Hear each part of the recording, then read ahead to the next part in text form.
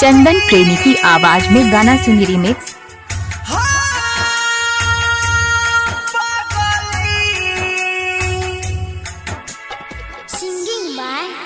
Singing by Prince Peria.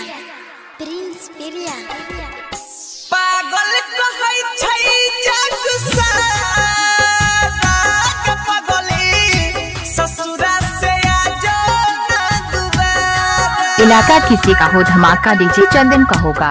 पागल कहै छै जग सारा पगली ससुरा से आजो ना दुबारा।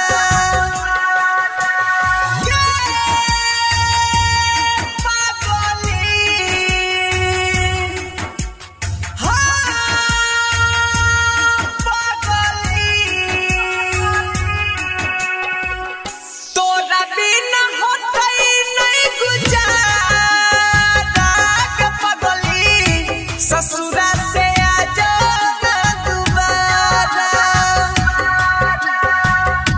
पागल कहै छै जग सारा पगली ससुरा से आजो ना दुबारा।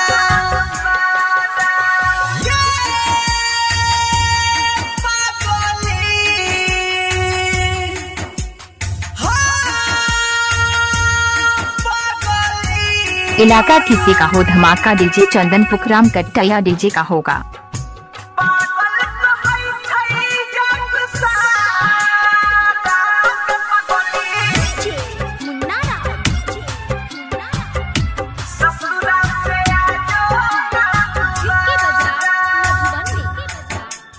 Radhika recording studio Saharsa. गली से तोरा गुजरै छोटा मारै छै लोग ताना गे पागली। गली से तोरा गुजरै छोटा मारै छै लोग ताना गे। जिंदगी जियै के हमरा लग नै रहलै कोनो बहाना गे।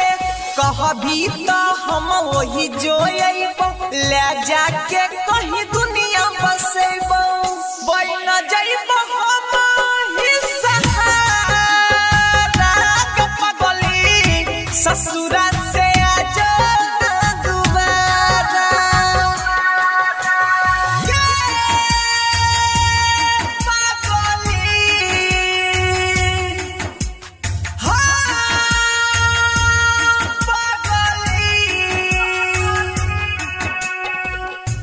इलाका किसी का हो धमाका डीजे चंदन मुकेश का होगा।